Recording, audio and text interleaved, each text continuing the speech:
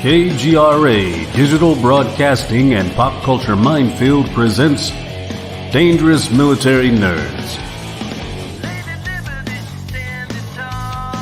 Dangerous Military Nerds. They're just like regular nerds, only dangerous. And now, your hosts, Don Ecker and Gerry Cassell.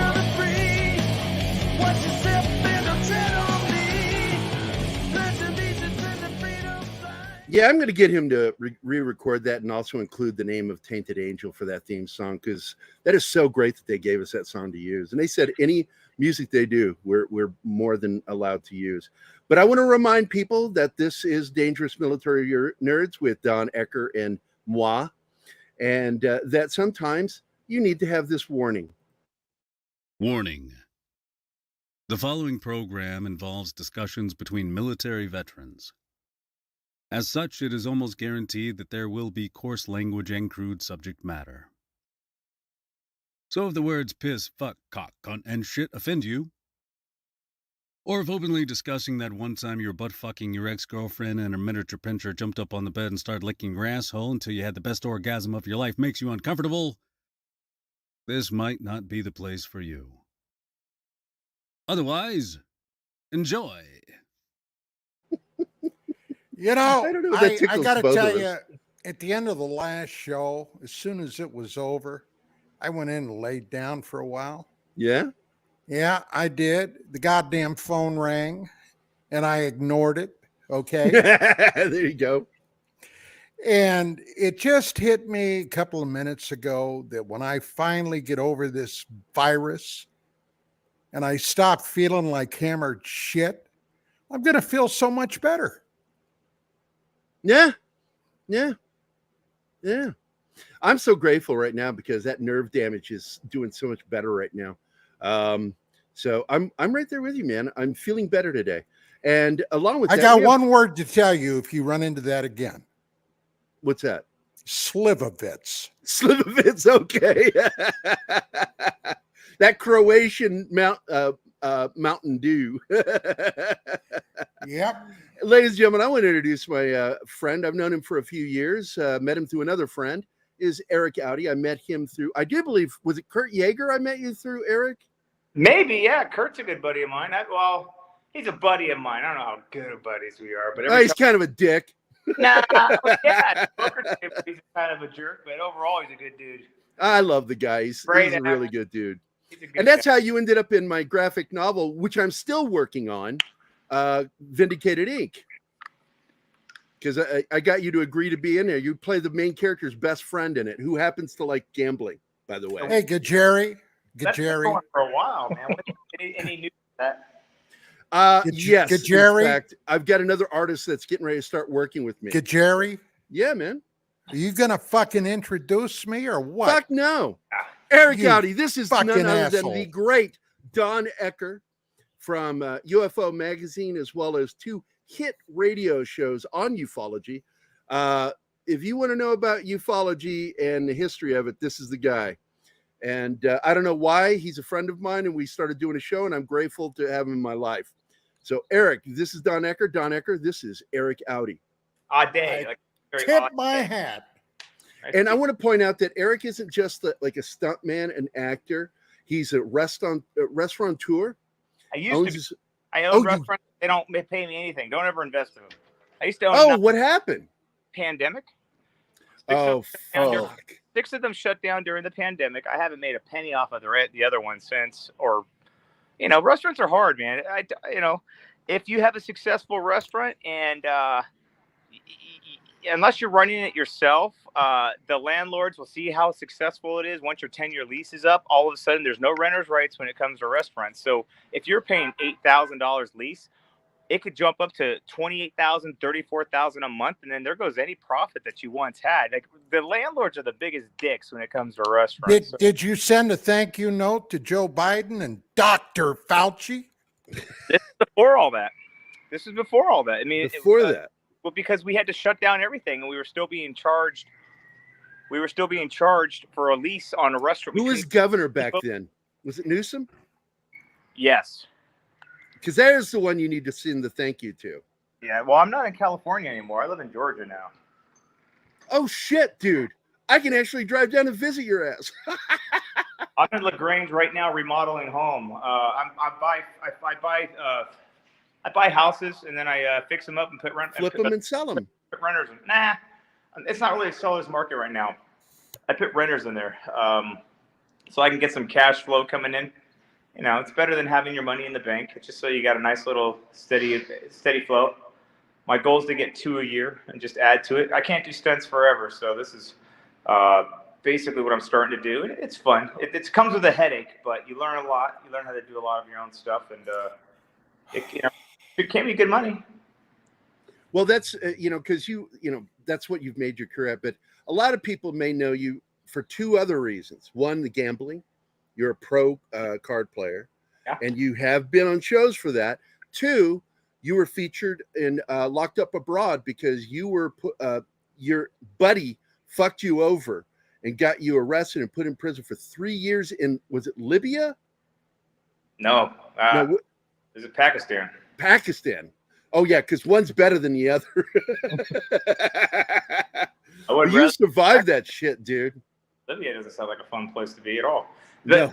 I went and watched Locked Up Abroad. I've since done another documentary called 3 Years in Pakistan, the Erik Audé story. It's free on Amazon Prime.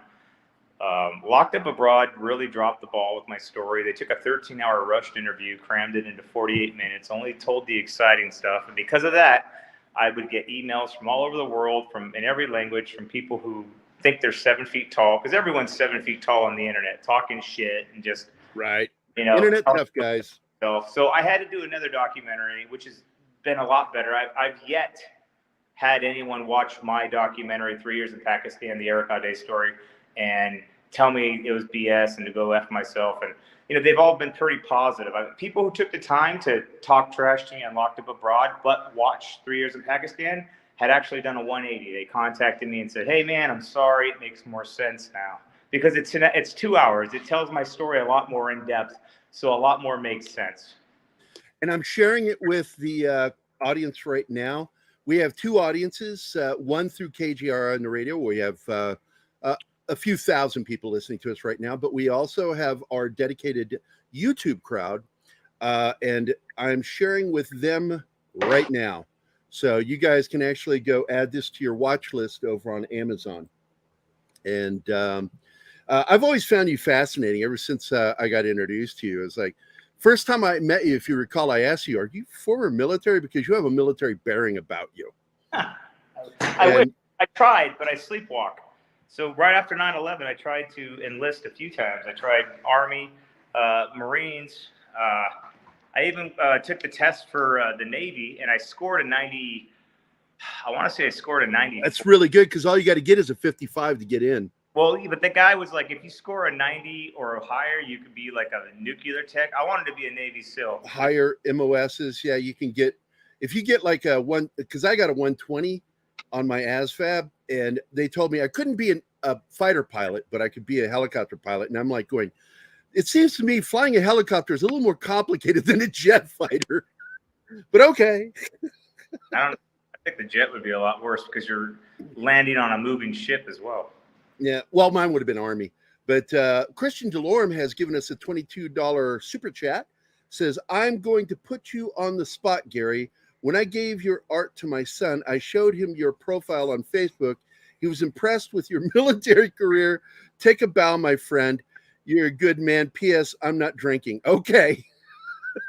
I don't believe you, Christian. I believe you're drinking some PBR right now. But thank you, sir. I thought we were going to get a question for Erik. But thank you for the $22 super chat, Christian. If you guys got any questions for Audé, whatever he does for a living, how's the gambling paying off for you? You getting some good games lately? I play every day.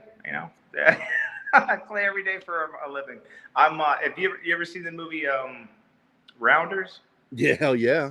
Well, I remember seeing that movie before I played poker, and I thought it was a good movie. But after becoming a poker player, it's a great movie because it absolutely tells the different personalities of poker players. Like, I don't know how good you remember it, But you had like the wild cards. You had the guys who go for the big wins, but also the big losses. That was like the Edward Nortons. Then you had Matt Damon, who was like a very good, consistent player, but he took, a couple bad losses that really screwed him over in life. And then you had the players who were just the daily grinders and everything else. Well, I'm John Turturro in that movie. I'm the one who plays for a living, who plays to pay the bills. I don't go for big scores. I just go for consistency. I attack weaker players, and I just play with them. If the cards aren't flowing my way, I'll leave. I've yet to find a table of people I've ever been intimidated by. But if there's like a really tough table, honestly, I'll just walk away and go find a weaker table because I'm playing for a living. I'm not playing for fun. Man, oh man. Well, there you go. As a pro. By the way, my buddy Shane Moore, I think now he's friends with Kurt, but I don't know if I ever introduced you to. Shane Moore is my Native American buddy. And he says, I was arrested in Italy for running across train tracks. Read that. That sucks. How long were you in jail for? Well, he's lying here. He's 7 foot 13 inches. He's shorter than me, dude. He's a little stocky guy. 8'1". Yeah, he's not. He's like I think he's under 6 foot. But Joe has a super chat. Hope you guys are having a great stream. Sorry I can't be there. We'll be lurking while I work. Hail all my fellow veterans, of course. Live long and prosper, my friend Joe. Thank you for the $4.99 super chat. And Martin will get a video for both those coming up here. But so making a living off of gambling, what's that like? I mean, how do you, because I do remember the movie Grounders, but what I remember Rounders for is John Malkovich's weird performance, is that weird accent that he's got. That's a crazy accent. Petty KGB. Yeah. The way he talked just threw me off. I'm like, oh my God. There's players like that all the time. There's the way they describe poker and the way that in the scene where they're all in Atlantic City and they're not going after each other, but like the locals or the tourists who are just sitting down. It was like, just like guppies being in a tank full of piranha. I've been at tables like that where I'll be like just sitting with my friends who are like world champions and player of the years. And then like, here comes someone to sit down with us. And we're all just like licking our chops, just waiting to be in a hand with so-and-so. And we just pick them apart. It's a great. Do you get a read on people pretty quickly? Depends. Everyone's different. Everyone's different. If I like to shift gears when I'm playing, I can read people. Like usually everyone at the table is trying to act. And the good thing about me is, I'm an actor. And you ever watch a movie and think to yourself, that person sucks as an actor and they're actually getting paid to act? Yeah. Now take that mentality to a poker table. Everyone at the poker table is trying to act and they're not trained as actors in any way, usually. So you can basically make the best decisions based on how people are breathing, how they're talking, how they're shuffling their chips, how they're looking at the table and the other players, how they're looking at their own cards, the way they're moving their hands. You can come up with a lot of information just from paying attention, and it's very easy. People think like, oh, it's all about luck. No, this is a guy that knows what you're talking about. He was a police detective, homicide. He gets a read on people just like that. And I think it's the same thing, isn't it, Don? Pretty much. Yeah, pretty much. A lot of it is body language. It is. When someone's scared, their heart's gonna go, or they're gonna breathe differently, or they're gonna talk differently. They're gonna hold their breath. Usually, I've made so many calls on people because I would watch their neck just go nuts with their heartbeat. And then how when someone's lying to you, their eyes kind of get a little wider, or they look like they're trying to paint a picture that you're not buying. Well, that's just when in general conversation, you can tell when someone's bullshit. You're like, oh, look over there, and it's something they're not normally used to doing, unless they're great actors. But it's just as a personal example with my daughter. When I was raising her, you remember my daughter Zoe. She would try to fib to me. And she couldn't understand. And now as an adult, I told her, because you're going to have kids, this is how I did it. I said, people who lie do peripheral speak. They talk around subjects rather than talking about the subject. The other thing is a very lack of eye contact during that. And another thing I learned is repetition, especially repeating what you asked, is a clear sign of deception. Like if I say, so what did you do this weekend? Oh, what did I do this weekend? Or like, look them right in the eyes. They're trying to give themselves time to think. Bullshit. Bullshit. And then see the reaction. But in your case, though, you just go in full. You just go all in. When I played a poker table, I do a lot of talking. And the reason I'm doing a lot of talking is because I'm trying to get information from people. Like, I play like an asshole at a poker table, and I want people to hate me. And the reason being is because if people hate me, they're going to put their guards down and come after me with weaker hands in order to try to knock me out. So I'll set breadcrumbs. I'll lose hands on purpose early on, especially tournament poker, with the bare minimum of chips to be lost, so that they'll see, oh, he played this one way, but then later on, I'll set them up and play the exact same way, but I'll have the absolute nuts. And I tear people down all the time. I'm constantly shifting gears. I'll show bluffs. I'll show truths. I'll tell people, look, if you make a call, I'll show you the nuts. But if you make a fold, I'll show you a bluff, just to fuck with their heads. But I'll also pay attention to other players, because there are players that are good that can read that I'm switching gears, and they'll switch gears with me. And so I'll make hero calls just to see where I'm at sometimes, so I'll get information for later on. Because I'm not just playing that hand. I'm playing chess in a sense. I'm planning moves like multiple hands away from me against certain players. But if I see a guy who I can't read, which is very rare, I'll stay away from him. I'll it's easy. Just fold. Stay away from him. Play somebody else. And how do you do, like, because I've never done this. I know my buddy Mac, he's played pro for a while, and he would just, he would sit at a table for a long period of time, and then I would see him just suddenly kind of dance around a little bit. Is that what you do? Sometimes. If I've got chips and I got a table of players who are really scared to play or don't know what to do or just folding, I'll attack. If there's free chips out there to be taken, I'll start chipping. So the way I handle a poker game is like a boxing match. Sometimes you'll get wrecked, your kings are running up against aces and whatnot, and you'll lose a lot of chips. But as long as I'm chipping up little by little, those are all my jabs. And it doesn't matter how many times you haymaker me. If I got way more jabs and points than you, I'm going to win that boxing match against you. And that's how poker is.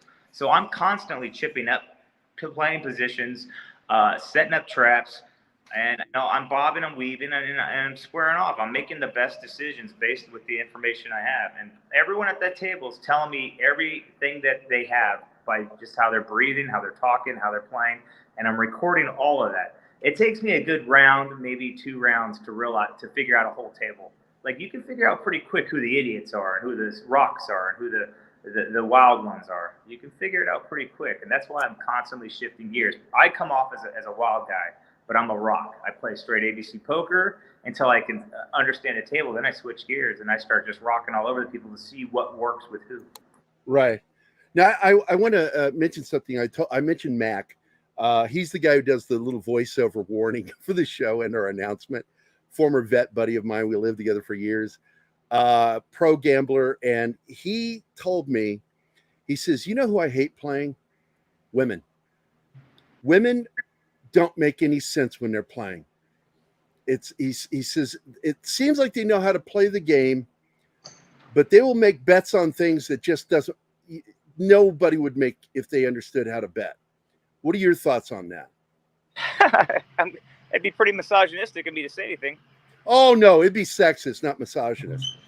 But he says that they have a tendency of just playing more recklessly, is what he said. That was his way of phrasing it, that women play recklessly. I have no experience or knowledge. Would you disagree with him?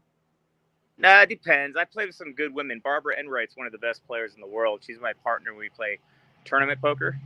So you think it's just an experience thing? It just depends on who you're playing against. Like, I've played against guys who are, mostly men play poker. Yeah. But I played against some fucking morons and who are men. I played against some women who are really good, and then there's some women you can't bluff at all. There's a saying, you can't bluff a donkey, so you have to have it against them. It might be harder to play against women because they have it in their notion that everyone's trying to bluff them, so they want to make hero calls more than men usually. It just depends on the girl. Well, it's sort of like my experience with females, like in the military, especially senior NCOs and drill instructors. They seem to feel like they had to be meaner than the males, like they had something to prove. That's just that now. As a poker player, no, because people will call them out on it. You know, if people start playing like assholes, they're going to be called out on it. I've seen a couple girls get really emotional, but I've seen guys straight throw down. I've never seen a girl throw down. What is this? I got to ask you, Eric. I got to ask you, buddy. I've been doing radio for 32 years. What in the fuck are you doing? Me? Yeah. Well, He's remodeling that house. No, I don't know if this guy's pulling up in this driveway of this house to steal this stuff because we're getting the roof done tomorrow. Oh, okay. So, all right. I don't know who the fuck this guy is, so I'm watching him. So I'm like, why? Okay, gotcha. So if he tries to park in this driveway and steal this shit, I'm gonna put a bullet in him. Yeah, I was about to say, second, buddy. So I don't know who this guy is, unless he's just putting something there for like the roofing company to steal stuff or to get the roof off. I don't know. I'm waiting to see, because in this neighborhood, on the last house I did, all my stuff got stolen one night. So I'm not letting that shit happen again. Gotcha. Amen. I'm hoping. Hey, roofing company. Eric, you want to explain this photo? Is this like two of your favorite things to do, or three, should I say? Being dressed up nicely, drinking a martini, and holding a weapon? Oh, that's from Ghosted. Yeah, it's from the restaurant scene, right? Yeah. Because you were used in all of the action scenes, right? Yeah. What's that? You were in all of the action scenes throughout the movie, right? I wasn't. Because I saw you 3 times. I was throughout the whole movie, but I wasn't in like I was in all the locations, but I wasn't in the plane. Move my van. Yeah, go ahead. Sure. There you go. I know you're in this scene with the vehicles. Yeah. There you are. So you're chasing them down. I was one of the guys chasing them down, shooting the 50, and yeah. And there you are with the team in the restaurant. Yep. Now that's the entire stunt team, right? That's some of them. There was a lot of people that came. Oh, more than that. A lot of stunt guys worked on that movie. I worked on it about on and off for about 3 months. Did you watch the film? I did. What do you think? It's not my kind of movie. As I put it, it's a romantic comedy with a little action in there. Look, it's silly. I think honestly, I'm being a little bitch about it because when I watched it, I was kind of pissed that all my shit got cut. So I was like, yeah, because you only see your face one time, but I know your build, so I spotted you a couple of times. I'm throughout the whole thing, and I'm just like a glorified extra. My lines are all cut. I had a really cool death scene, which I was the last guy to go, double gunning the whole stuff, and I don't know, man. The stunt coordinator was being a jerk to me, and he got mad that I was using 2 guns. This guy's an idiot, dude. Hold on, look at he's driving. He can't put this fucking thing in the driveway, and he's gonna break his hinge. He's never backed up a boat or a trailer. This guy doesn't know what he's doing. I didn't know if he's apparently with the roofing company, so all's good. But he's gonna break his hinge. The movie, like, it's not my kind of movie. I've worked on a lot of movies, you know. I wish, I think it could have been better, but I'm not editing it, so. Well, here's the poster for it. That's Ghosted. It's available on Netflix. I'm grateful to work on it. I'm always grateful to work, but it's not my kind of movie. Now, Vindicated is your kind of movie when it ever gets made. Now, Mike, I'll be honest. You're going to laugh, but my kind of movie is like Rudy. I love Rudy. I can watch Rudy at least once every holiday and just still cry and love it when he gets into college and stuff like that. I really liked American Underdog. My buddy wrote that movie, David Aaron Cohen. And we're doing a movie together called Trinity, if and when it ever gets off the ground. Another movie that is hopeful. Weren't you an American Sniper? I was an American Sniper, yeah. Because you and my buddy Fahim Fazli were both in it. Yeah. He was in a Rock the Casbah. Yes, he was. That's right. He's a good man. That was a good movie. It's a good little story. I need to get you two hooked up because he's trying to do more independent stuff as a producer too. Well, if he ever needs a stunt coordinator, that's what I'm doing nowadays. let me talk to him, because they're making the film about his life, being an actor, leaving Hollywood and going to be an interpreter for the Marine Corps. I would love. I'll hook you up. I'll introduce you guys by email. Oh, that'd be great. Oh, you bet, man. I got a movie that I actually came up with a story for, that is being it's going into pre-production in today the 10th. It goes into pre-production the 15th of this month. We'll start filming it June 19th till mid-July out in LA. And we got Billy Burke as the lead. We got a bunch of people because we're on a strike right now. Wait, who's on strike? Everyone. The writers. I know the writers are. Yeah, well, the directors and actors are standing with them. Oh, that's right. I read that. That's right. We're all standing together. That's why I'm remodeling a house right now, because I knew that we were going on strike. So I planned this ahead of time. I went and bid on a house and won. And the last thing I did was 2 weeks ago in Milwaukee, I was coordinating a commercial for Old El Paso Taco. It's a big company with the Watts brothers, and they were just wrecking the shit out of me. Those guys are big too. I was just standing in a hot dog outfit, just getting bulldozed, running at me at full speed. And it's going to be like, here I am in a hot dog outfit making fun of tacos, and the guys, it's a water boy spoof. And he acts like the water boy, like tacos are better, and then just tackles the shit. Are better. 30 takes, broke my thumb, broke 2 of my ribs, but it's going to be a good commercial. And by the way, Shane Moore is a professional writer too, so because he's friends with Kurt, I need to introduce you to him. That way, we complete the circle of friends. Kurt. Last time I saw Kurt, we were both working on LA's Finest. He was the main bad guy, and I was the head of the SWAT. Did I ever tell you what I said to him when he was on that Skinamax series, where he plays the a peg leg hitman, and at the end of it, he gets shot in the eye and killed. But the producers said that if he got enough numbers of popularity, they'd bring him back. And I said, what, so you can be a pirate with a patch and a peg leg? That's messed up. He's a good actor. He is. He's a damn good actor. He gets real roles where it doesn't matter that he's got one leg, He's a good actor. Well, he's done films where that's not even part of his character. Right. And I like that. It's like, don't make it all about his disability or his ability. I hate calling it disability. No, he's a good dude. He gets mad when he at poker table, though, which a lot of guys do when they're not as good. Oh, I've seen him get mad. Like the night we went out and I can't remember. Shane was there. We got drunk in Hollywood, and we're trying to bar hop, but they were closing, so we got to go to one bar. And apparently, he took a guy's money at the pool table, and the guy got mad about it. Well, no one lose, but I tell people if they can't afford to lose, they shouldn't play. They shouldn't play. There you go. And this guy was having a problem. You can't afford to lose. You shouldn't be playing. And of course, I walk outside, and I had no idea. I was drunk out of my gourd on Guinness.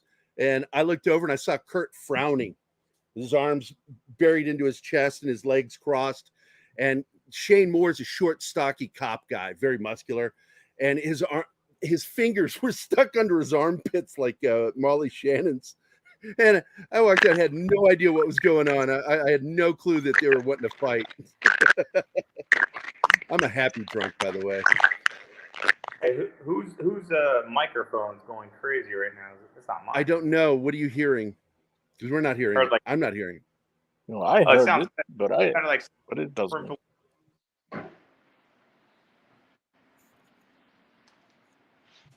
All right, It's all fine. I did a test. See, is it better now? Yeah. It just sounded like someone was crumpling chips. Yep, I know what it was. It's a shortened my microphone, so I caught that. All right, thank you. But anyway, I will introduce you to Shane Moore too later, because he is good friends with Kurt too. But Don, you got any questions about being locked up abroad or anything? No. Because I got to tell you, I really, Don had a question, and he's forgotten that he wants to ask you this. Is that guy still breathing?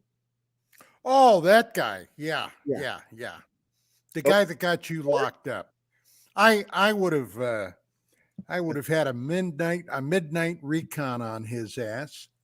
I think we lost Erik. Erik? I think we lost him.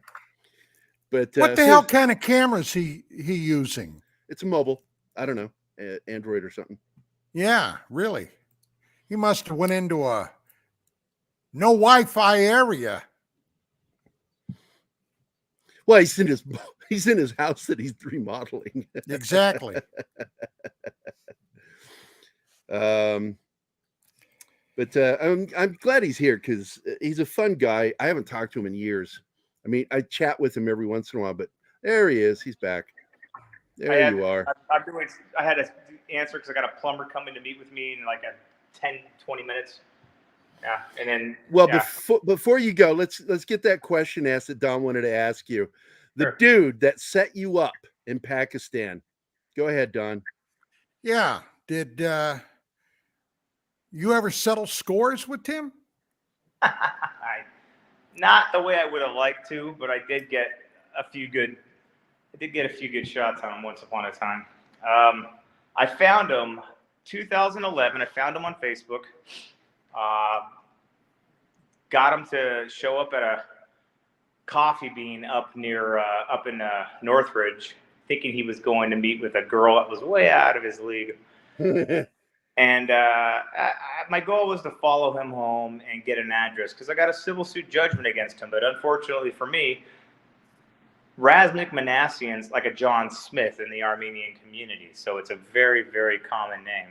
And every time I would hire private investigators to go and search for him so that I can attach liens and everything, they're attaching liens to the wrong people.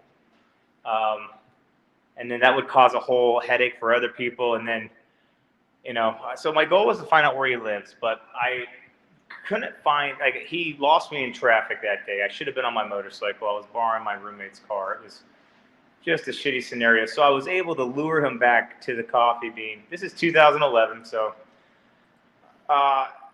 he goes back to the Coffee Bean thinking he's going to meet with this cute girl. And I just beat the shit out of him in this Ralph's parking lot. I love hearing this.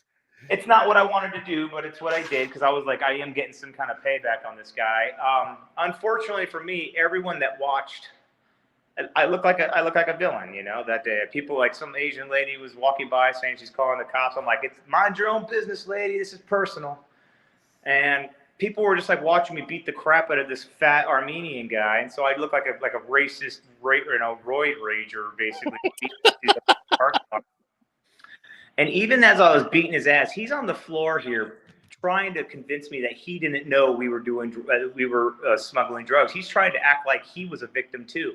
And I'm like, fucking bullshit. You absolutely knew that we were smuggling drugs. And he's like swearing on his daughter's soul and all his life. He goes, I didn't know either. I was just as innocent as you. I was like, you motherfucker. Like, then why did you tell me your name was Ray Gazarian and not Razmik Manassian? And he's like, forgot his own lie. And he's like, I never told you my name was Ray Gazarian, motherfucker.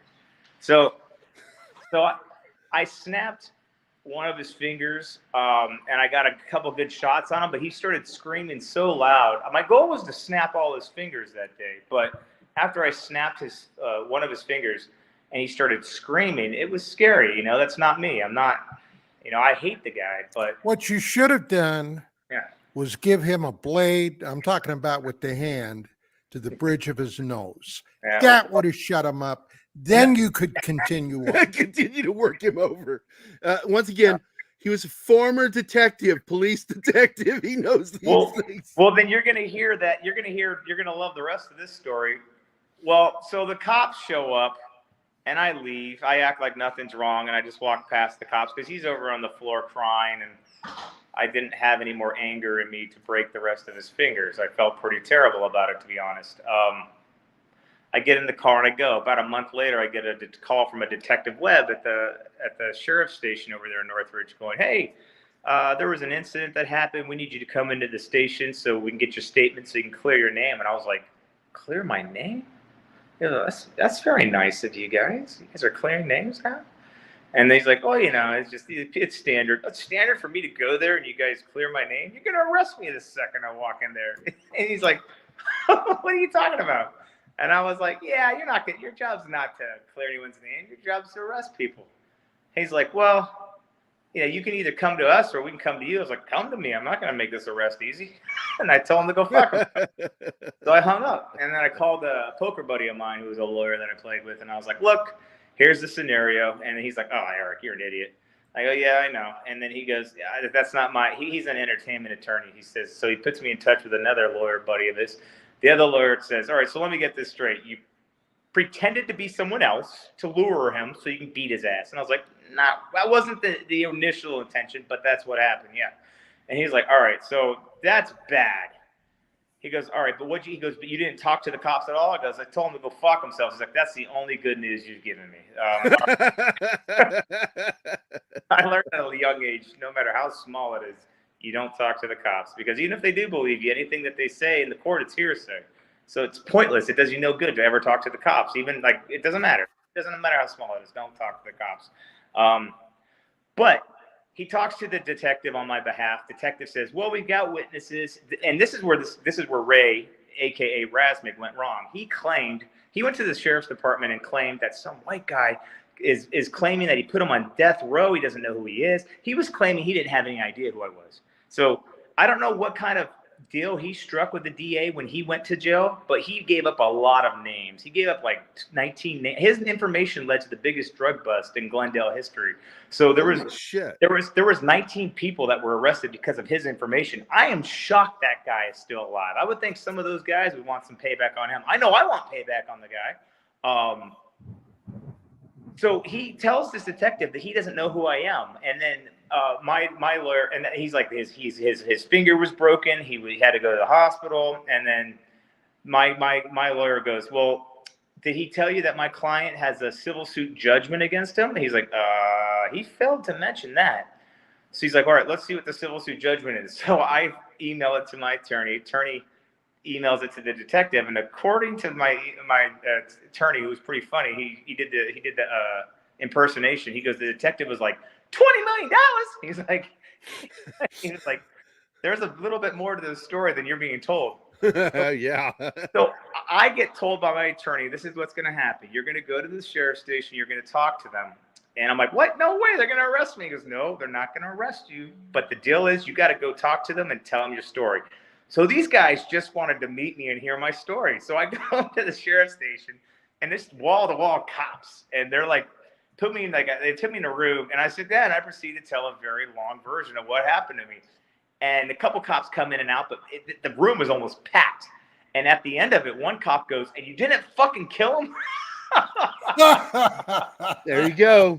So this Detective Webb dude goes, look, we got you for impersonating in person. We got you for aggravated assault. You're looking at 13 to 15 on any normal day, but we're going to call this a little street corner justice. Never do it again.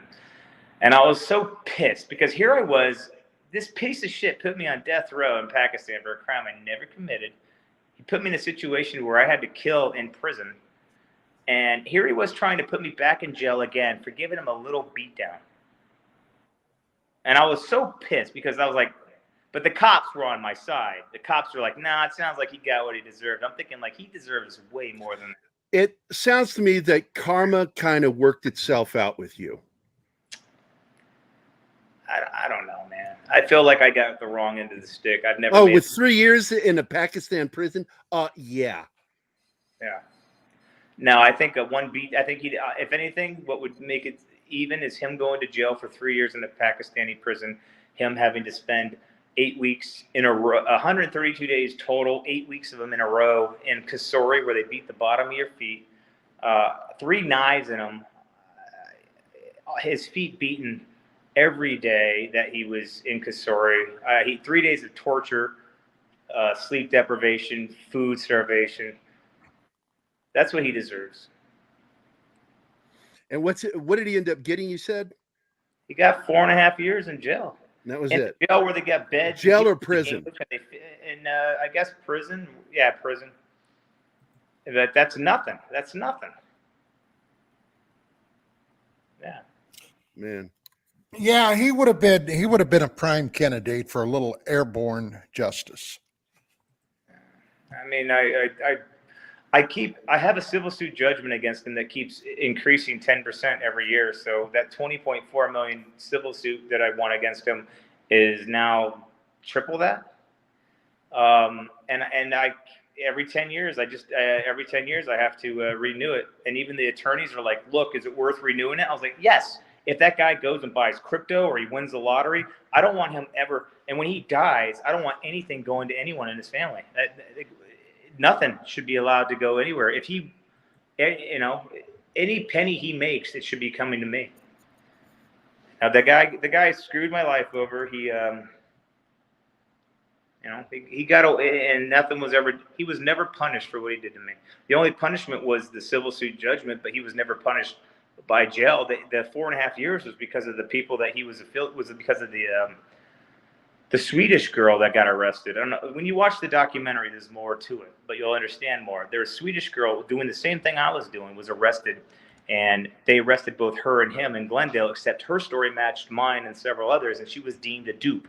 A dupe has no idea they're being used to smuggle anything illegal. A mule absolutely knows they're being used to smuggle something illegal. They may not know exactly what, but they know that they're smuggling something illegal. Well, it's like in the film, what is it called? Midnight Express. Yeah. Express. He knew. Yeah, on the other hand, Billy Hayes was I know Billy Hayes. We used to be good friends. But he absolutely knew what he was doing, and he was doing it for himself and to make some money because he was part of it. Okay, Shane says you can forgive that debt. That gives you a $20 million tax write-off, and it will count as $20 million income, which has tax liability, and most of the time you can bankrupt away tax debt. He knows a lot about that shit financing. Shane is a genius when it comes to that. But how much longer you got before you got to go? I'm just waiting for this guy to show up. So you guys are still having me until I do. Oh, outstanding. Don, any more questions from you, sir? Martine? No, not for me. Well, what got you involved with doing stunts? Oh, God. I wanted to do stunts since I was a kid, man. I've been getting paid to do acting and stunts since I was 12 years old. I've been SAG since 92. I've been doing this 31 years. I wanted to be a stuntman. That's all I ever wanted to be. I wanted to, I watched Van Damme and Schwarzenegger and Steven Seagal movies, and I thought those guys were cool. I just wanted to work on those movies and, be those guys. And I never had a plan B. That was the only thing I wanted to do. So that's what I'm doing. Absolutely. Which do you prefer doing more of, stunts or acting? No, stunts. Nowadays, it's evolved. Now I prefer to stunt coordinate. I like being the guy who creates all the action and keeps everyone safe. I don't like being told what to do. I like telling people what to do. And if it's going to suck, I want it to be my fault. I've been on so many sets working for absolute idiots or people who don't care about my safety. So I've gotten hurt unnecessarily, or I've watched other people get hurt unnecessarily, and I don't like that. But I prefer to stunt coordinate. I prefer to come up with the action and make it look cool and, not half-ass it. I want the movies to do good. I want the shows to do good. And it's been a problem, and I'm going to bring this up. The two major incidents of stuff like this happening involves actually the Armorer, which is what happened to Brandon Lee, and it also happened during the movie Rust. Yeah, and you are somebody I would like to ask your thoughts on that. Brandon Lee was a whole situation of just bad timing, bad scenarios, and also cutting corners. And so you should watch the documentary of that. It's on YouTube. Oh, I have. Yeah. By the way, if you didn't know, I attended his funeral. I was one of the people that attended his funeral. There were like 2,000 of us there. But in the situation, there was the similar thing that happened was with the gun with Brandon Lee. They had been using dummy rounds. Yep. And then a gun got stuck. And one of them broke loose into the barrel, the round, and they didn't clear it properly. Yep. And then they put an actual loaded round in there. And with film, in order for the camera to perceive the flash, they put a hotter load in. And so the flash shows up. So he got hit with a full 44 Magnum. But that bullet was stuck in the barrel from before. Jammed in the barrel. Yeah. Yep. Now, what happened on Rust, was bullshit and completely avoidable, and it was about nepotism and stupidity. Like, that girl was only her second job, and her dad's a very good armorer, but she got the job because of nepotism. She should never have been able to do that job. Never should have been there. They were letting the actors do live rounds and live firings on that set, which is stupid. Why would you put with the stunt guns? Yes, that's so dumb. Why would you ever mix those together? That's the dumbest fucking thing. Also, that wasn't the first live fire. That was the fourth live fire on that one movie. The fourth live fire. So they had not one, not two, not three. They had but four. I mean, that's ridiculous. They already had 3 opportunities to fix the situation, and clearly they weren't doing that.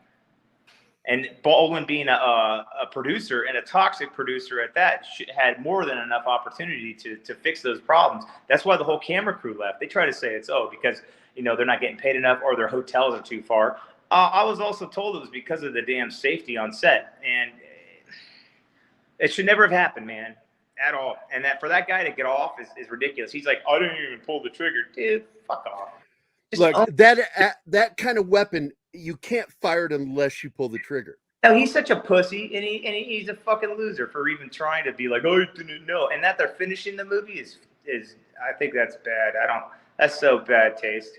I don't want to watch a movie because it may cost that girl her life, and her family's getting a payday. I guess they got to look at that, but he should be in jail. He should be in jail. The director's lucky to be alive too. They were both hit. Yeah, but Baldwin should be in jail. I think the first lady should be in jail. I think the girl should be in jail. She's young, but all their stupidity, negligence, and corner cut and cost someone their life. Absolutely. And also, because I came up on the stage as well as working in film, and one of the things we always learned is that every single person handling that weapon is responsible for that weapon. Yeah. Yeah. When I show the gun to everyone, I want everyone to show the gun to me. I want people to pull the trigger a few times to make sure, a lot of things are airsoft now, but when we have real guns on set because it looks good, I see it. I had a kid on the movie Training Day pull a trigger on a gun that was pointed at my chest, and I went off on him. He was one of the leads on the show, and I went off on him, and everyone backed me up because he didn't know any better. But you need to know better because I never saw the gun cleared. He never showed me. There could have been a Brandon Lee bullet there. Bottom line, there's trillions of interactions between people and guns and armorers, okay? And only 3 times has anything bad happened. One was in an Australian music video with a shotgun, the Brandon Lee situation, and now Rust. And now everyone gets penalized because of a couple of stupidities. It's stupid, but, it's life. That's crazy, dude. Well, I'm glad you gave us your opinion on that shit because it's also right where I am. I believe the exact same thing as you. So, but yeah, that's film. I can't believe that they went back to finish it. I think it's in poor taste. I have no desire to watch it. I think a lot of people were in the same boat. But I got to get going, guys. I appreciate you having me on the show. Eric, it's good having you, man. It's good seeing you again, dude. We haven't talked in too long. Nice meeting you, Eric. Hey, you too, man. Take it easy. God bless, man, and take care of yourself. I'll get a hold of you by email. Sounds good, man. Later. There we go. I invited Shane to join us too because, damn it, he's always. You've met Shane. He's a fun guy to talk to. I did. Did I meet him? Yeah, American Indian. Did I like him? No, I don't think you like anybody. Okay. He was a former detective. He owns his own business now. He's American Indian, Chippewa, Ojibwe, and just a great friend of mine. I of course remember. I'm just scrolling with you. I have trouble remembering him. I sent you an invite, Shane. So, but Eric, I don't know. Eric is he's a hardworking guy and he's out there doing a lot right now. I'm glad we got him in for even a little bit here today. I want to get around to getting all my friends on here. It's like, why being friends with these guys if I can't have them on my show? Right? How I didn't get a chance to talk to you before you had to leave at the end of the UFO Wednesday. How'd you like that show? I really felt that I should have found out more about how to keep the show going. We had another half hour to an hour that needed to be covered. And everybody said later that I should do a part 2. But the fact is I felt like we should have just continued that show on YouTube. I felt it was really good. That discussion was really, really good. And I understand where Mark's coming from on some of it, but I don't agree with him. I'm more in John Brandenburg's court when it comes to some of the stuff that he's talking about. But God, man, it was really fun listening to both guys that actually know something about what they're talking about. And right. I still stand by the fact that that one image that looked altered when it showed the mound. Well, I know the photograph that Brandenburg was talking about with brickwork, or what looks to be brickwork.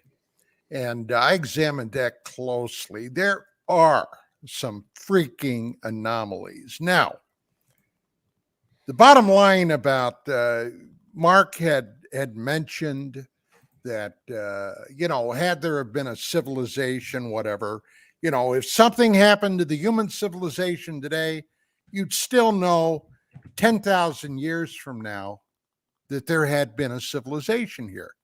But what about 1,000,000 years from now? Everything would have collapsed by then into dust, damn near. Okay, weathering, erosion, what have you. The only thing that would still be around that would be unmistakable would be worldwide nuclear reactors. Those would not go away. And I'm going to point out, by the way, I'm so grateful that you say it correctly. Nuclear. Yeah. You say it correctly. Our own rocket scientist says it wrong, and it drives me up a wall. He says nuclear, and I'm like, stop it. Yeah. By the way, I didn't get to show this. You know what I'm saying, though, right? No, I agree with you wholeheartedly. I know exactly what you're talking about. But I want to show this. I meant to show this while he was here. There's Erik in the comic book on the left, and there's Fahim over on the right. And the guy in the center there looking at the camera, that's Kurt, our mutual friend. I like that. All my friends are in my comics. You're going to end up in my comic. You watch, Don. Cool. Don't you sue me. Well, it depends. How much money do you have? I have nothing. But then again, I'd rather owe you all my life than cheat you out of it. Okay. The thing is, though, Gary, if you continue on YouTube, that cuts off all the people on KGRA and Rumble. No, we can continue on Rumble, too. They're only going to end the stream on KGRA's app. We will continue elsewhere on Rumble and whatever, and we would have to end it on our own. KGR would leave, and although I can't imagine Bill leaving while we're doing something like that. He'd want to stick around. Yeah, she cracks up every time he says nuclear. Nuclear.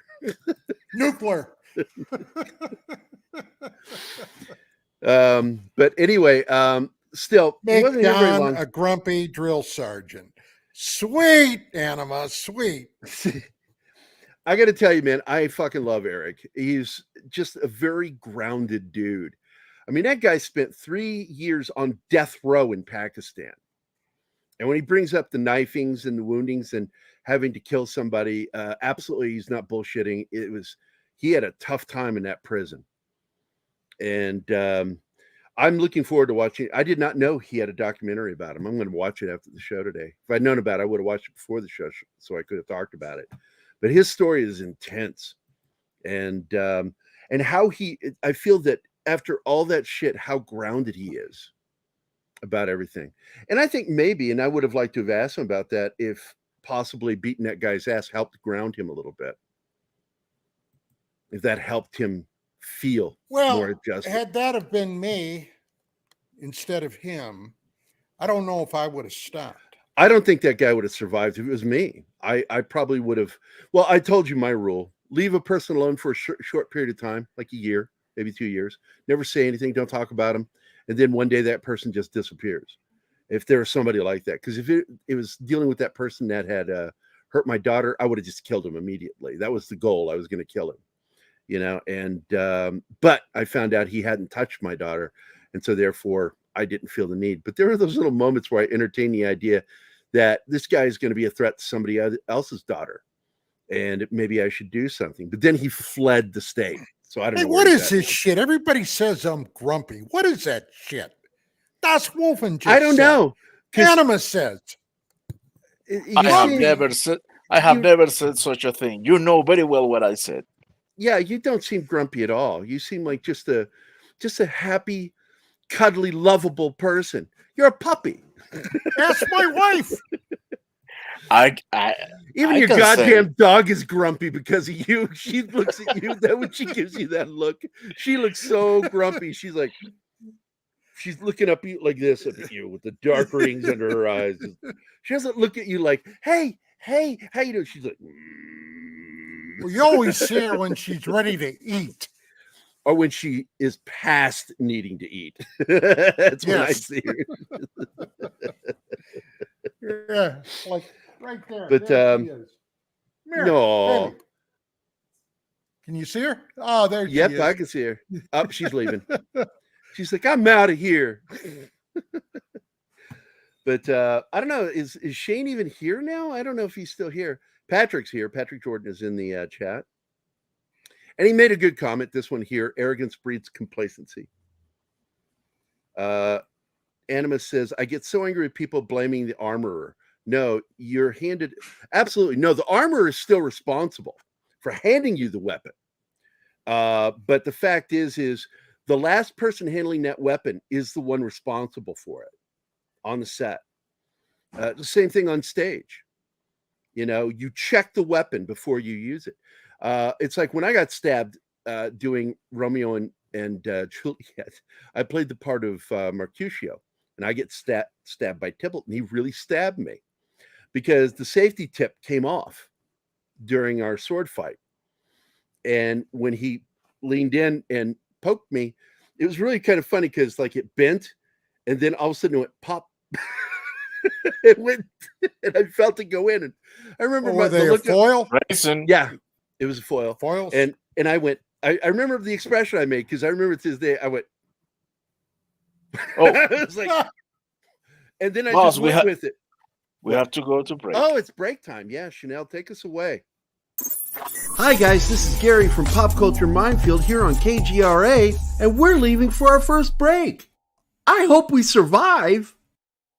Did you know 75% of Americans are chronically dehydrated? If you struggle with focus, run low on energy, or when it's time to finally sleep, you simply can't, this can all be linked to dehydration, and Fuel Up has the answer. Our proprietary formula contains the finest cellular hydration with the strongest immune-enhancing natural ingredients. The Fuel Up system is made up of 3 different incredibly tasting varieties. Wake kickstarts your day with a jolt of caffeine. Play boosts focus while hydrating your cells. Rest not only helps you relax, but also rejuvenates your cells while you sleep. Here's what our clients have to say. I really don't miss my coffee, and you can tell the difference. So I'm going to take it for the energy. I'm going to take it for the play. I'm going to take it, all day. And it works. That's the thing. It works. We love it. Take the Fuel Up Challenge now, where we offer a feel the difference money back guarantee. Fuel Up for life.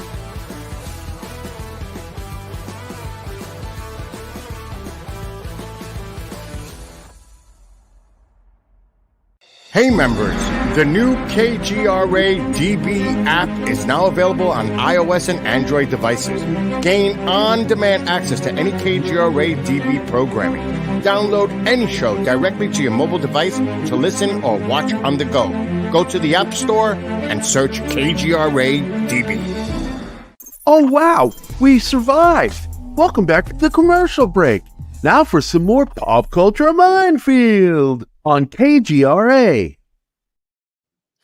We are back. Donna's probably still in the bathroom.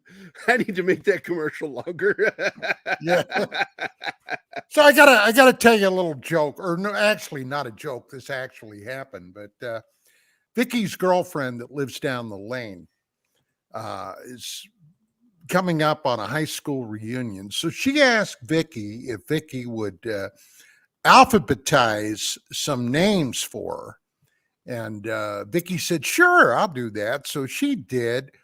So the gal, Vivian, took her out for lunch today. So Vicky goes out and she said, I felt like I needed to buy a scratcher, a lottery ticket. Lottery ticket, yeah. So she spent $20 on it, and brought them home and was scratching all the numbers and everything.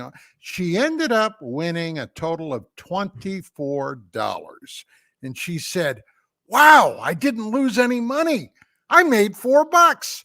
And I said, "Yeah, baby, but I don't think we can live the rest of our lives on that." Yeah. She looked at me in disgust, shook her head, and walked off. I said, "Okay." Absolutely. $4, man. $4. Hey, I got a couple of pictures here. Again, I'm sorry he didn't get to stick with us for the whole show, but I'm glad I got to finally get him on. Eric's just such a sweet guy, but this is a picture of him and his woman, Erin, and I like this one. This is downtown at Hollywood.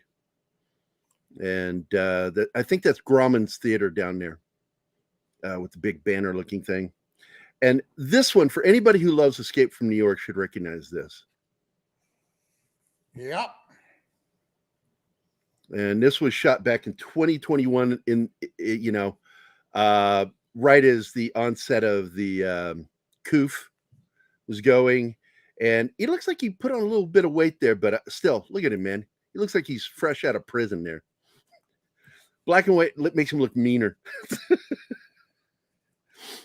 But that's it. I've known Erik for a long time, and again, thanks to Kurt Yeager introducing us. And I'm hoping that you and Kurt Yeager eventually circle around and talk again, because I think you two have a lot to benefit from talking to one another. Because he's very networked in, but he's been crazy busy too since the COOF ended, and he's getting so much work now. NCIS just uses the crap out of him. And even though I'm not a fan of the series, I don't like any of the shows, to be honest with you. I'm not a fan of the NCIS in real life. I think they're horrible people most of the time. They like to make their careers off of busting Navy personnel. And that's bullshit. Well, that's their job, unfortunately, kind of like military Army MPs make their busting GIs. Cops, I'm not really bothered with. I'm really not. These guys roust Navy personnel, and they like to make careers off of destroying other people's careers. And we know what happened with the one Navy SEAL guy that they were trying to make a career off of. He was wrongfully accused. They took him to court. Trump was ready to completely take the whole thing off there and say, no, we're done. But they found him not guilty. And he got his retirement and all that shit. But because Don Shipley talked about that on our show, what was done. And it was wrong. And that's why most of your Navy personnel don't like NCIS. We tolerate the police, the military police, SPs in the Navy. Marines have to deal with SPs too. But got to be honest, man, those special CID, I've had beefs with them in the military, including what Jim Woodward does, or did when he was working counterintelligence, meaning that he was spying on us for us. He was trying to see what were the weak points with our guys that were deployed overseas.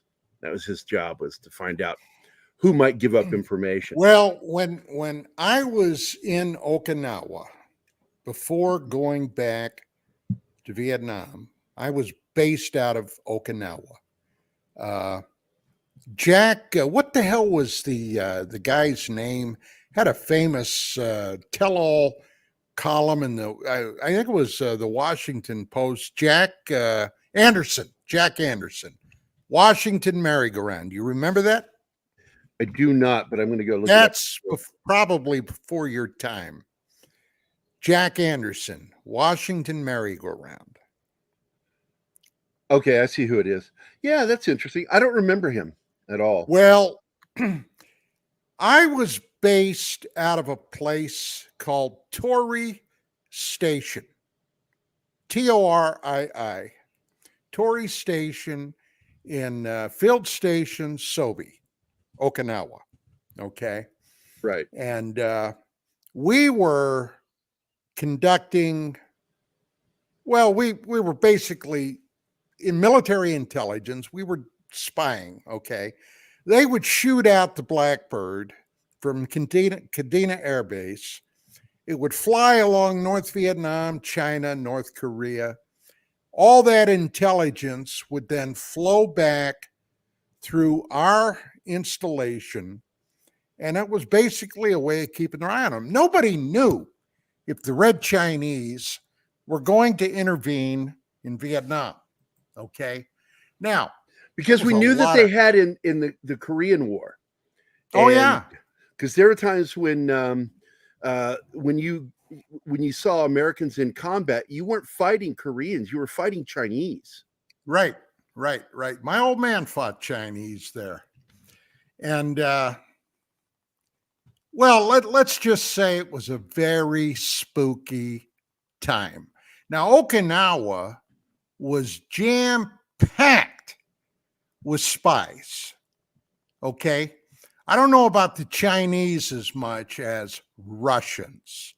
We had freaking Russian trawlers sail past the goddamn island all the time.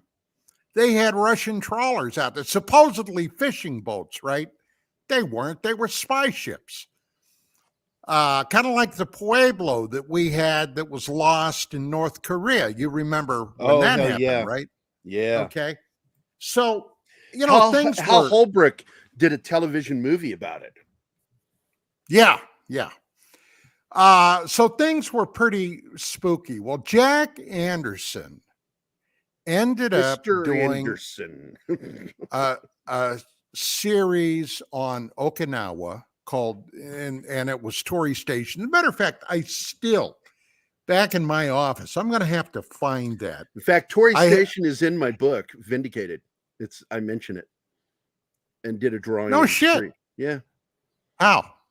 I just found a reference to it and I drew it into the book because that was one of the places that he had gone to in the story temporarily, and he was doing a run around the base. Hang on, honey. By the way, I'm going to bring this up too because Don, I wanted to show you something real quick. I've been watching. My story's not done yet, by the way. I know, but I wanted to show this to you before we moved on. You've got me hooked on the Blacklist really badly to where I'm watching, like I will like watch 3 or 4 hours a night just to get it out of the way. I'm watching, and in the middle of watching with Anima in season 1, and this guy appears on screen in the show as himself. They're showing a news report from WSNBC, the NBC affiliate now out of DC, which I grew up on. This guy was one of my heroes growing up as a journalist. I love this guy, Jim Vance, and he's in the fucking show, The Blacklist. Okay. And that just tickled the shit out of me. I was like going, oh my God, that's Jim Vance. And she's like, who's that? And I'm like, Jim Vance. Oh man, let me tell you who he was. That guy was one of my favorite TV reporters. You know, he was an on-screen personality, but at the same time, he'd go do real journalism, go investigate. And I love that guy growing up. We lost him in 2019. So to see him on that show is just a great moment for me. Because I grew up on those guys at the NBC affiliate out of DC. But anyway, finish your story, Don. I'm sorry. Well, Okinawa was simply, at that period of time, chock full of spies. Now, a lot of B-52 raids were launched from, among other places, Okinawa. Okay, they were called, those 52 strikes were called arc lights. And like when Quezon was under siege, all right, around Tet of 68, they would send in arc light strikes. A lot of that intelligence Can you explain to me what arc light is? Us. That's what I'm going to. Okay, good. An arc light. Okay. It's where a flight of 3 B-52 bombers, 3 of them, okay, would fly in formation, all pinpointing one grid coordinate. And on that grid coordinate, all 3 would release their bomb loads. Now, a single B-52 carried upwards to 30 tons of conventional explosives. 30 tons.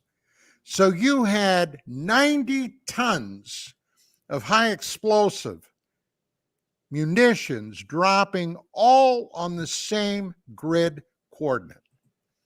And I've experienced, not close to it, thank God. Of course, I'm here, because if I'd have been much closer, I wouldn't have been here.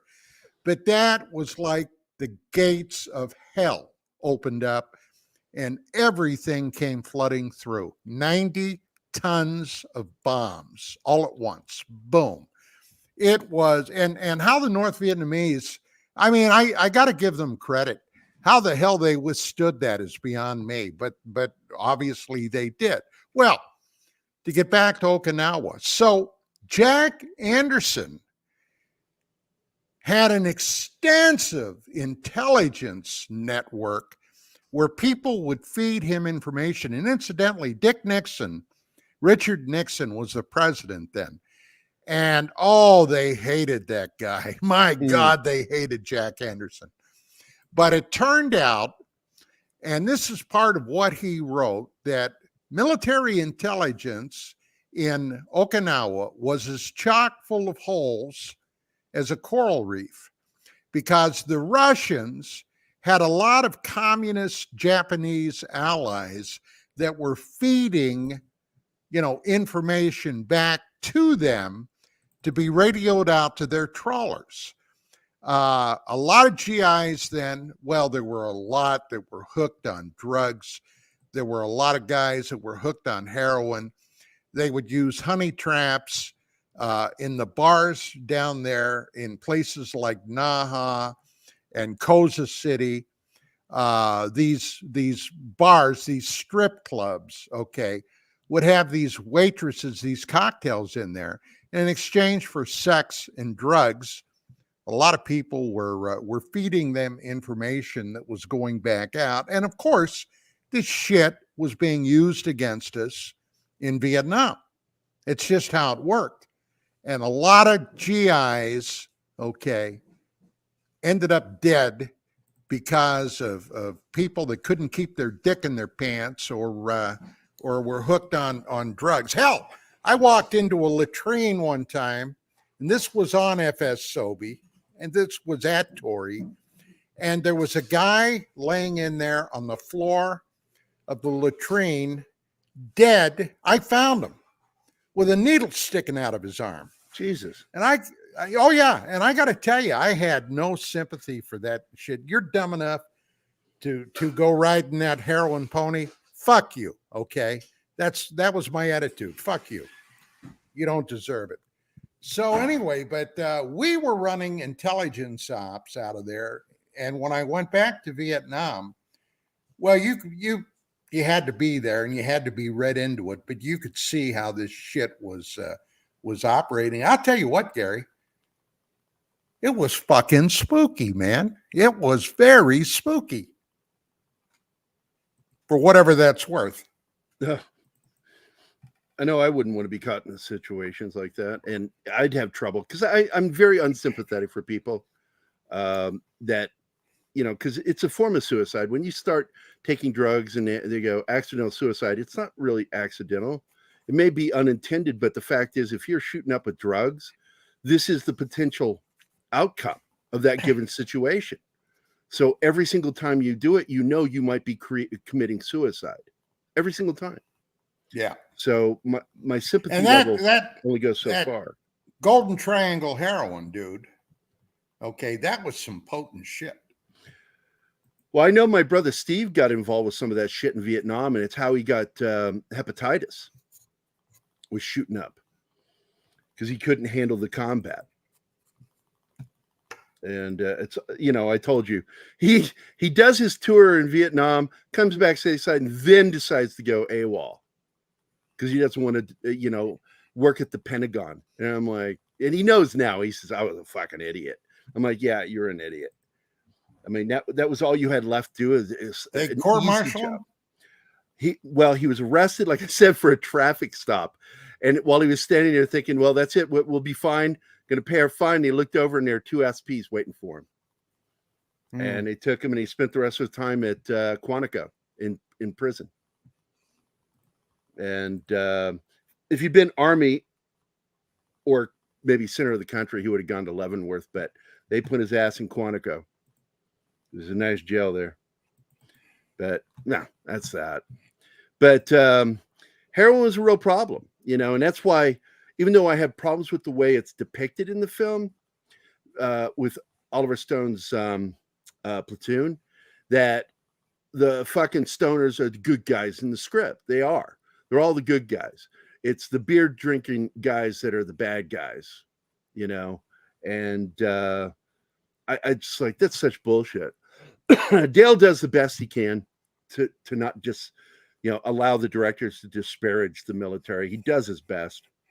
But in that film and that other film he did, Casualties of War, I know he worked on the films and he did his best, but both those films, Platoon and De Palma's film, pissed me off because they always picked the worst moments of just a handful of guys, whereas the rest of the guys weren't like that. Uh-oh, Bailey's not happy. She's got your grumpy look down.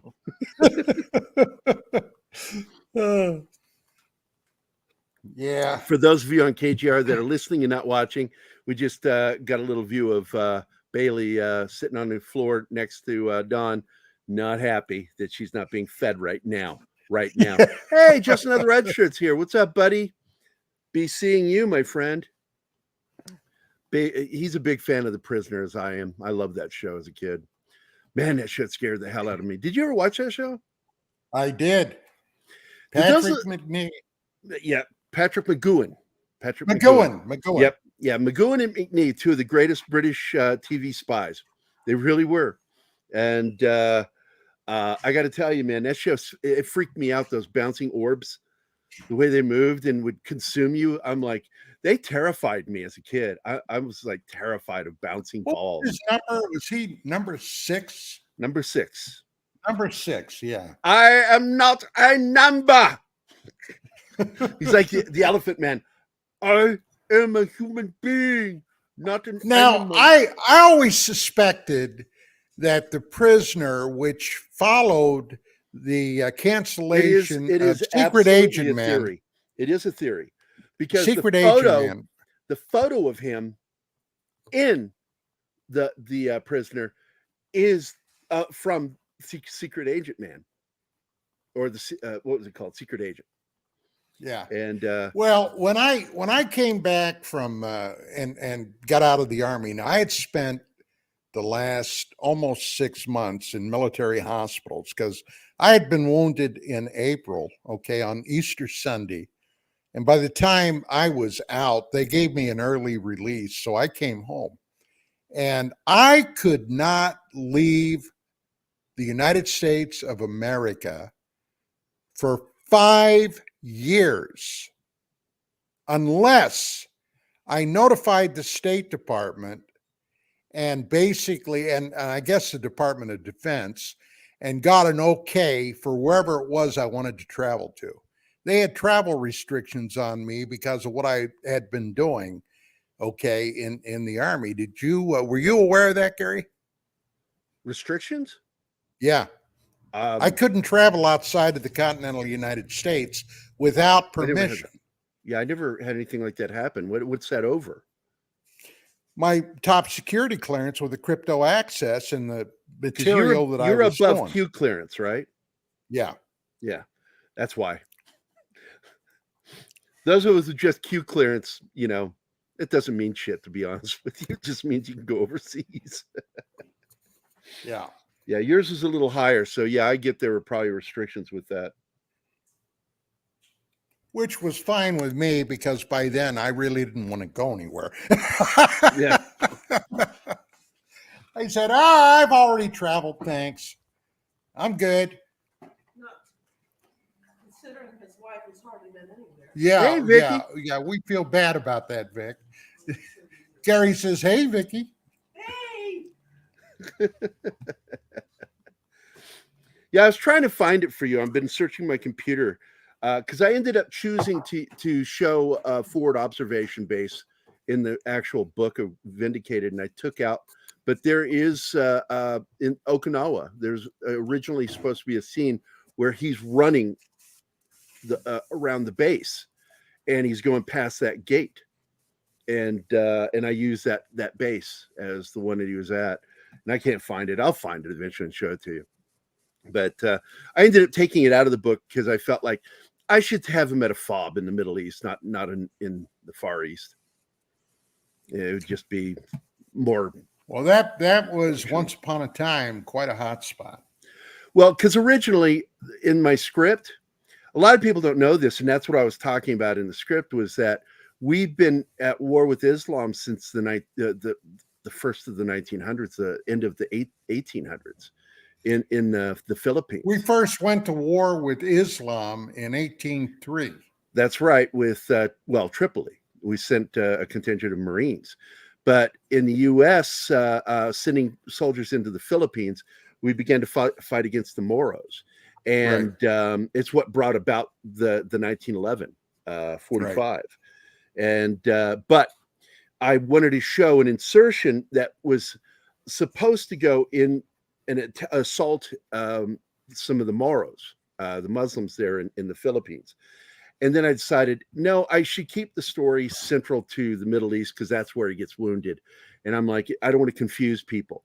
But that was how it originally started, was that the opening combat scene actually took place in the Philippines going into Thailand. Well, Black Jack Pershing, who was our commanding general in World War I over in Europe, and incidentally, the man that led the military punitive expedition into Mexico in 1916, fought the Islamist extremist in the Philippines.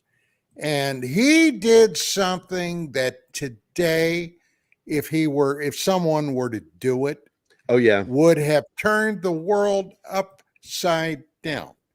They were being attacked. His facilities were being attacked by Muslim extremists, Moros. Okay. So he put the word out that he wanted to speak to the chieftains. And he said from that point forward, any Islamic extremist that attacked American bases or personnel would be executed. Then they would be wrapped up in a pigskin.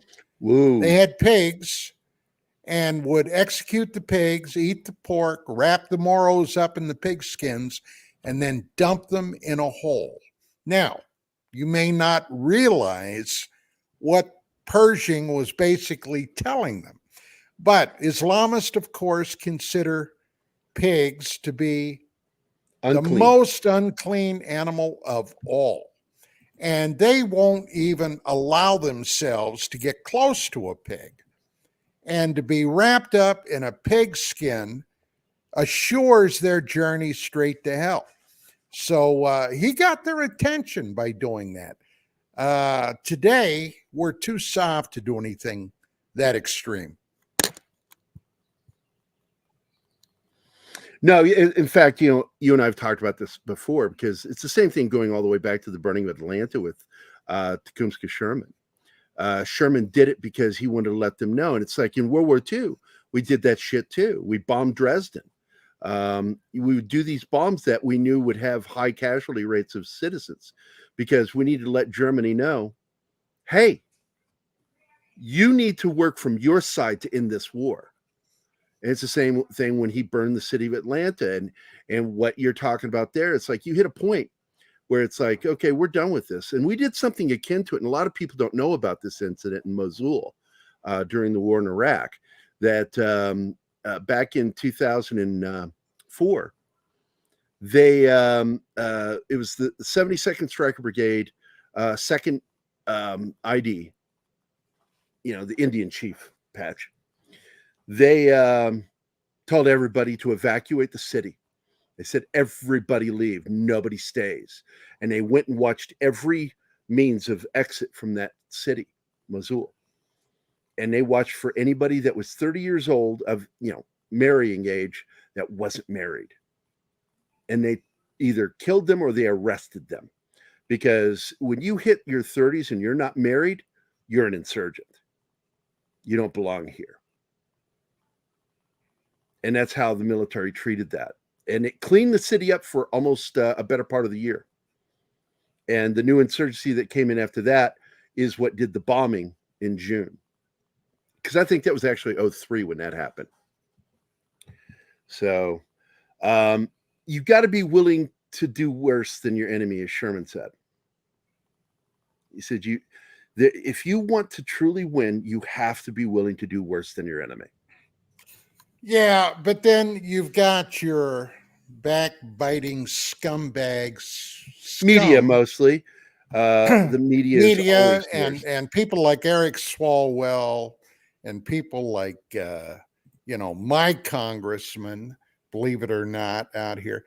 It's those people that do the backbiting and will cut the military throat. That's why right now today our military is in such an abject situation. God help us if something were to happen, for example, with the Chinese or something akin to that with North Korea or even Iran. We would be SOL, buddy, big time, SOL. And the youth of America today. The youths of today. If they were to reinstitute the draft, oh my God. Can you imagine? I would love to see the woke. Fuck that would be. I would love to see the woke react to the draft. I would die laughing just watching that. That'd be beautiful. Yeah, it would be. There'd be a lot of weeping and wailing and gnashing of teeth. Gnashing of teeth. They in the boot camp, I should think it's more funny that they're reading. Yeah, take your little fucking card, stick it in your ear. Yeah, yellow card. But anyway, we are half hour away from the end of the show. I was kind of hoping Shane might be able to join us. He said he was awfully full for today. Yeah, I saw. And so he's not going to be able to join us because you can always get like you two swapping cop stories. That's always fun. But let's circle around. What do we want to talk about now in this last half hour? What can we talk about? I did find the graphic, but it's got the wrong title on it. I could share this with you. Here we go. Share screen. Present. Present. This is the one right here. I'll open it up so we can enlarge it. And it was originally supposed to be Okinawa. And I ended up changing my mind and making it go ahead and be, it's even written there, Afghanistan. So here you go. Nothing's happening yet. Yeah, I had to add it. There we go. That was my drawing of. Can you blow it up? Yeah. Enhance. There I am. I'm enhancing it. Yeah, that's actually the Tories there are very close to what it was like actually on site. Yeah. And what I did is I actually recreated the post from photos. That is a 3D model I built, so I could do it from any angle. And then I would go in and I'd ink it. And so, but I chose not to, and I switched it to Fob Bostik, Kunar Province. That's why it says that. And so the graphic changed. I put in different artwork. So this artwork never got used, which makes me sad because that was kind of cool doing that. I wanted to show him running around the base and dealing with having memories of running before he lost his leg. And that's what he's plagued by, these memories of him running. And that's what he constantly talks to the therapist about, is he he's talking about he's troubled by these memories of running. He says, I'm back at the fob running again. He says, and I feel like I'm lighter than air, you know? And it's this ongoing thing with him. But as he gets better with the prosthetic leg, he stops having those dreams because he starts feeling like his old self. The only thing that's weird is, you know, he complains about, and I'm sure you get it too, phantom limb pain, where you actually feel pain in the foot, but your foot's not there. And I have him suffer from that really bad. It's like, he says, I feel like my ankle has been wrenched, but it's not there. Because like at one point he wakes up and he reaches down for his foot to feel his ankle and it's not there. And he goes, fuck, you know. I wanted to go into the whole thing dealing with phantom limb pain and what it's like, you know, to lose your leg, because I wanted to give something believable about this character. He needed to be real. And so I looked at all the guys I knew, and now I know you in particular, what it's like losing your leg and some of the things you go through in the process of healing from it and recovering from it. And do you ever really recover from it? It's because I put that scene in there, and I don't know how you reacted to it, but a few of my friends who have dealt with traumatic amputations in combat said that that's a very real, visceral moment when he's loaded onto the helicopter and the guy sets his leg down next to him. No, well, it happened when I was a cop. I was on duty.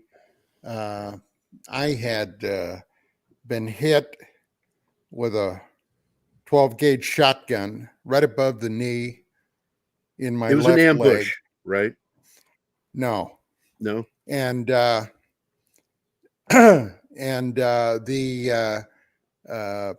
know, the thing initially, it was like the pain, from what I remember, was so deep and so I don't know if you'll understand what I'm saying, but so bone hard that you know, it was just like it was my buddy Chuck, another officer, that basically saved my life. I blew the artery right out. The artery was gone. And if it wouldn't have been for him, he literally grabbed a guy, and Chuck was a non-vet. He grabbed a guy, ripped his belt right out from his pants, and did a tourniquet, which is the only thing that saved my ass. And they did something like in the hospital, and after that, things get foggy. But it was like close to 40, maybe 41 surgeries trying to save that leg. But finally, a guy came in and he said, look, he said, I'm not going to BS you. He said, this is it. He said, they either take that off or say your goodbyes, because there's no way they can save it. And they had been giving me blood transfusion after blood transfusion because I was pumping it out almost as quick as they put it in. So the bottom line was, I said, hey, man, that's what you got to do, do it. And they did. And, you know, I'm honest, Gary, I never looked back from that day forward. I never looked back, because it was either that or it was nothing. So, you know, when you're confronted with that, you got to make the hard choice. There it is. Yeah. What, you know, because I had thought there was an ambush on you. So what ended up happening in that situation? I don't want to go into that now. Okay. Did you get the guy? Look, let's not go into it now. Okay. I just like to think in my mind, you got that guy. We'll save it for another day. Yeah. That's not something hey, look, just 3 days ago, I think it was 3 days ago, I had another bout of phantom pain that lasted over 2 days, and nothing that I took helped until I layered it with a little whiskey, okay, on top of the hydrocodone. So yeah, believe me, that's not something I like to dwell on. No, and I don't blame you. I don't. I just got a message from John. He says my phone. Or I could say, damn sons of the bitches. There you go. That's the way to do it. Those sons of bitches. But John just messaged Das Wolfen, said that his phone is back up. So is he going to join us? I don't know what he's going to do. Is he saying he's joining us, Martin? I don't know. But I will tell you, I had a situation when I was a goddamn gas station clerk. That's all I was. I was 18 years old, working at a gas station on Route 45, built by none other than Al Capone, a highway built for him so he could, move his booze. It was for smuggling. My grandfather was one of those people that worked for Capone. He got a truck and he would transport booze during the Prohibition. And I was on a Speedway Petroleum. Do you have Speedway Petroleum wherever you're at? Speedway Oil Company. They had a gas station there, and I had a guy he pulled a nickel-plated 32 on me, and I didn't know he was going to try to rob me. And I was at the cash register, and I turned, and the cigarette rack, because I'm super fucking tall, is like right here. So I had to duck under the rack to look at him. And when I did, I hit my forehead into the end of the muzzle of his fucking 32. And when I bumped it, my head went back going, what the? And when I realized what it was, I didn't think. There was no thought process here. I just immediately took it out of his hands. And I was holding it. I just went pop like that, and it was in his hand. And he had this look on his face, Don, like, what do I do now? He was like really flummoxed by the fact that I've got his gun. And he looks at me, and he's got his hand still in the air, and he's looking at the gun. He sees I've got the gun. I see him look at the gun, and I look at the gun. I look back at him. He looks back at me and just fucking goes for the door. He just hauls ass out of there. And I'm sitting there looking at him like, what the fuck just happened? I really just was like, was he about to rob me? Is that what he said to me? I couldn't even figure out what the hell he said to me. Got into his car, hit the highway, started going north towards Chicago. And I went back, and I didn't call the cops initially like an idiot. I called my boss, Steve Reddick. I love that guy. He was a great guy. And I'm like, Steve, but here's the problem. When you're a smartass and a prankster, when you call your boss to tell him you just got robbed, don't be surprised when he goes, oh, fuck you, and hangs up on you. He didn't believe me. And I started at this point, when the adrenaline kicks in, how your body, you start my abdomen, my diaphragm was like, everything was quivering on me. And I'm trying to call him, and he keeps hanging up on me, getting aggravated. So I called his girlfriend. I haven't called the cops yet. This is like 5 minutes, 6 minutes. She calls him on the phone, get the fuck over there. Some guy just tried to rob your guy. And he goes, oh shit. So he comes running across the street from the hotel he was staying in. And I call the police finally. And they gave me just the hardest time doing what I did. And I'm like, look, man, don't razz me about it. I didn't even think about it. I just did it. And well, you could have been. And then later, the detective told me, it's probably a good thing because it had been used in a previous robbery. We don't have the same person, but that gun's been used before, and it was used in shooting of a what do you call it? Liquor store, storekeep guy, clerk. And so I'm like, oh, well, fuck. Then I guess I was okay doing what I did without thinking. And then the funniest moment was when it hit the radio, on the radio. The DJ says, this morning in Mattoon, Illinois, local kid working as a clerk at the store stole a gun from his robber, his would-be robber. And I thought that was clever. I like that. That was funny. But I wanted no attention on it. I didn't do any interviews on it because I was like, just let it go. It's nothing. But I was weirded out by that for a while, and I shook for like a good day. I mean, seriously, I had shakes for a while from doing that because I think it finally hit me like, oh my God, he could have, if that thing had hammered been back, I could have caused it to fire. I was second guessing everything I did. And, but I am lucky. I'm a very lucky guy. I've always been lucky. 32 is not, if you get right down to it, pal, it ain't much of a freaking caliber. Nope. It definitely put a hole in you. You definitely bleed. But unless he put one in the cabbage or in the pump, you're usually pretty good. Okay, if it's only one.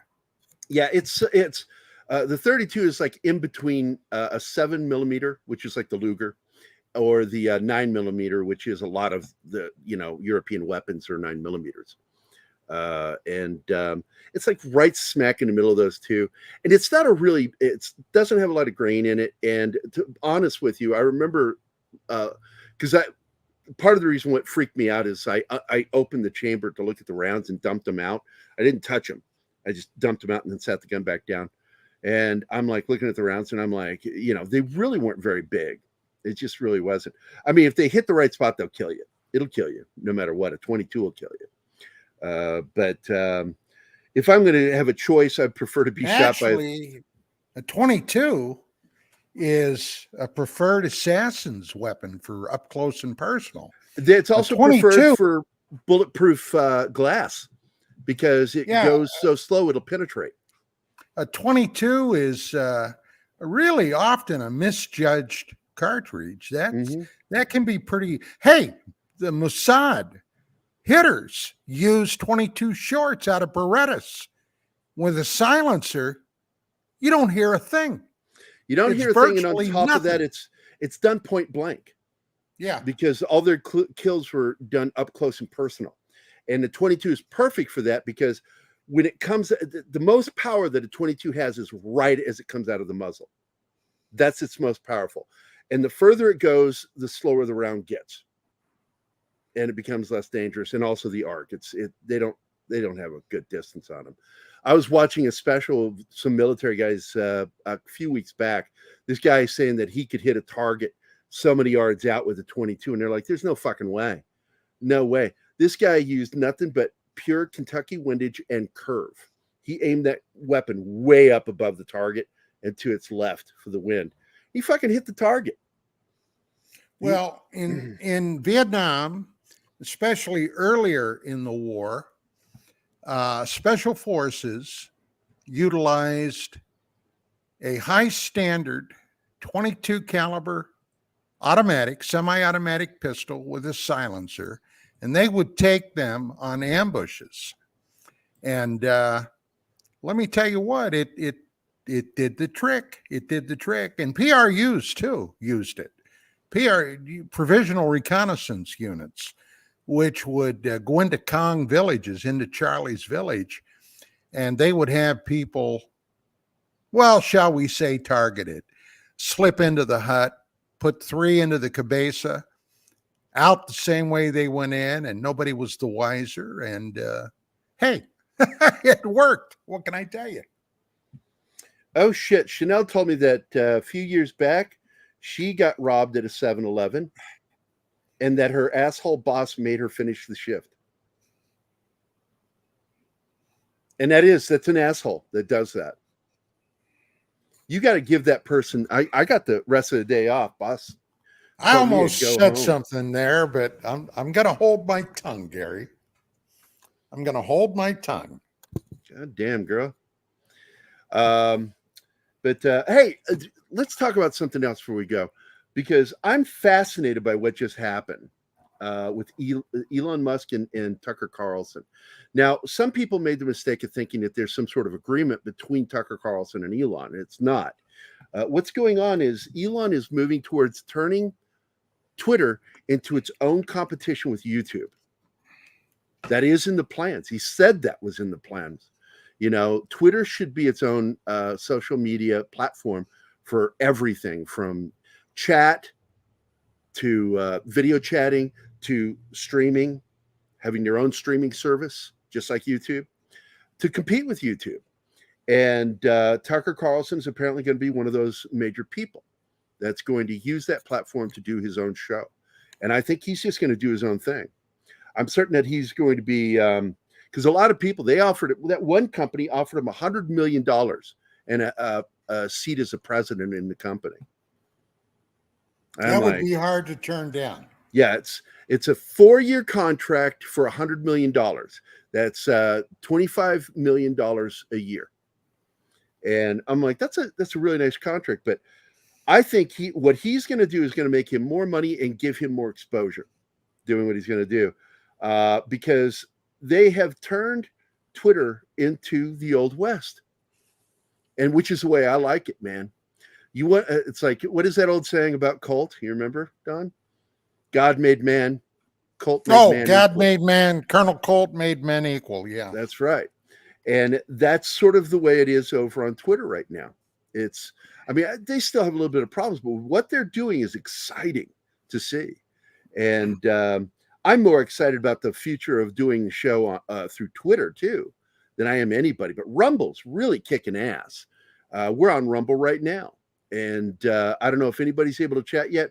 We haven't figured out how to do it. I've written StreamYard, but we're going to be switching servers soon, streaming services. KGRA is going to be going with EV Mux, and we're going right along with them. And we're not going to use StreamYard anymore because StreamYard doesn't work hard for the money they make. They don't. The perks that they give us now should have been here 2 years ago already. They were capable of doing it then. A lot of this. So now we've got Rumble. I'll tell you, there's a shitload of repressed anger right now at YouTube. Oh, okay. Yeah. Oh, yeah. I mean, a buttload and a half at how they've been so arbitrary on what they censor, who they censor, and all that assorted crap. So, yeah, they need to get their ass kicked by somebody. And don't like try Twitter. to cause conflict between Mexican Iron Man and me. I know what he said, and you're misreading it or you're misquoting it on purpose, monkey. Now, what it is right now there are problems at Rumble. And Rumble is the one that's going to have to solve them. But the thing is, we're already getting numbers over there. And so are many of our friends getting better numbers on Rumble than they are on YouTube. So if you think that's suck ass, I guarantee you Mike would agree with me on this. There's no way he wouldn't agree that the numbers are more important than the quality of the streaming. But they've got to get the quality up before I would ever give up YouTube. Rumble is aware of its problems and its shortcomings, and they are working on it. They're growing faster than they were ready. That's the simple fact with them. They're growing faster than they were prepared to. And they're playing a whole heaping game of catch up.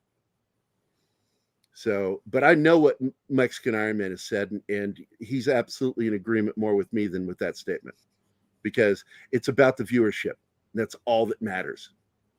You know, your audience and your audience interaction. That's all we care about. I mean, that's all I want is that interaction with my audience and being able to talk to you guys. And we want to get to where we can talk to the KGRA audience. And when they start being able to take calls, man, we are immediately on that shit. Right, Don? Yeah. Well, when I was on Cyberstation USA, okay, now we didn't do video, but we could take calls all across the board. And we had several different numbers where the calls would come in. And I did a lot of those, believe it or not, on Skype. And at the time, Skype worked perfectly. Okay. It worked perfectly. And hey, you know, we were doing it. We were doing it all the time. Now, you had to have a kill switch, obviously, because like in every human endeavor, you've got your twats, all right, that will occasionally see how far they can push it. And let me tell you what, more than once, I cut a few people off at the knees, but hey, it's all part of the game. Well, I grew up listening to Larry King, and I always wanted to have a show where I could do that. Yeah, New York, you're on the air. Larry King, you're an idiot. And then hang up on him. Yeah. That was my first experience with real trolls, is he would get trolls that would call in. That shit was funny. But I wanted to go over this article. So Elon Musk responds as rumors swirl after Tucker Carlson's big announcement last night. The buzz was swirling on social media after former Fox News host Tucker Carlson announced on Tuesday that he is planning to use Twitter as the platform for a new show. The main theory was that in some mysterious, magical way, Carlson and the enigmatic lord of Twitter, Elon Musk, had cut a deal to allow this to happen. Examples of the talk were here, and you see some of this here. And I didn't fall for that for a minute because Musk had already said this was happening. Not with him, but in general, that he was going to be doing this to compete with YouTube. And so then Musk took to Twitter Tuesday evening to push back against this bullshit talk. He says, on this platform, unlike the one-way street of broadcast, people are able to interact, critique, and refute whatever is said. And, of course, anything misleading will get at community notes, which I like that. You know, you say some bullshit on there, you'll be tested. I also want to be clear that we have not signed a deal of any kind whatsoever. Tucker is subject to the same rules and rewards of all content creators. But he used, this is the word right there that's important, content creators. This is what he brought up earlier this year, that was one of his goals, was to have video streaming to compete with YouTube. Well, if you go back even 15 years ago, Gerry, what we're doing right now is unprecedented. Okay? Yeah. This was not me. When you and I were on the phone talking, when I was doing my health walk, and you and I talked, this wasn't a dream yet. No. And and here we are now, 15 years later, and it's, look at this shit. We can broadcast across the country from each other on a show, and it's like we're in the same room talking. Right. And and Martin's in a whole other country. Right. Like a really bad one now.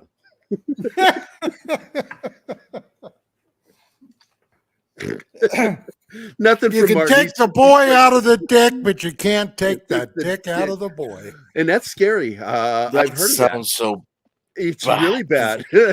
It's like, that's what Father Riley said. I'm a Catholic, and I just made that joke. I apologize. Oh my gosh, my priest would be so mad at me for making that joke. And not so repressed. That's right.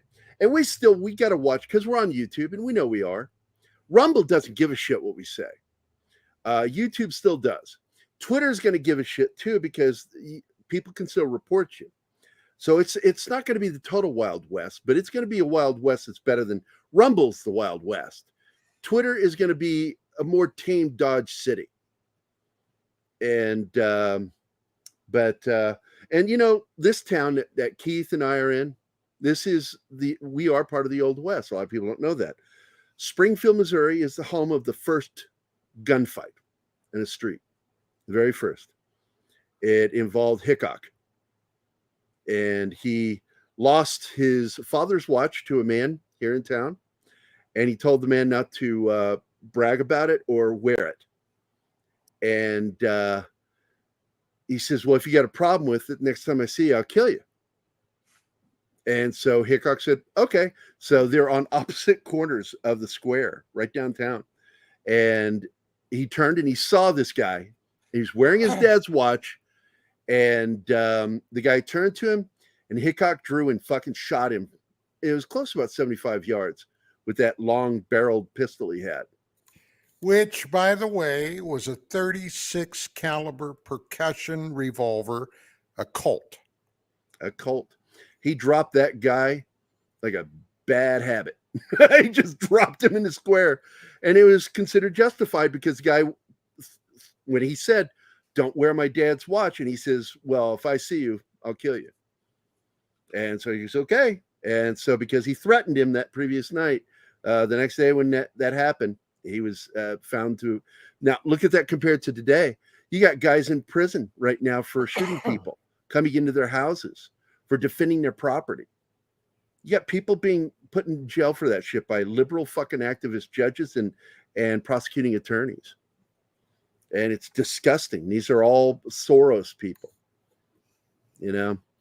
And I get pissed at people. I like, as much as I hate these guys, some of you motherfuckers out there voted them in. You helped elect these cocksuckers. But now we're seeing it. John was talking about it the other day that a bunch of these people are getting ousted. Voted out by lack of confidence. Whoa. And they're going to be. We got to go. Is it time? Oh, yeah, it is. Wow, we finished that last half hour really quickly. I want to thank everybody for being here, man. Thank you, Andy Morrow, Dust Wolf, and Penny, Anima Confusa, Shane Moore, Lady V Elements. Let's see. I want to thank Eric for being here, man. I appreciate it, man. I hope he's having a good day working on his house. Joe's Atmosphere, Kylock, Patrick Jordan. Let's see who else popped in here. Deleted Scenes was here. Monkey Jeebus. Just Another Red Shirt, Real Wade Nation. That's right. Good to see you, Real Wade. Anybody else? Let's see. Chanel says we're a minute over. And that's it, Chanel. In the show. Bye, guys. Those sons of bitches. Mom, I'm doing a show.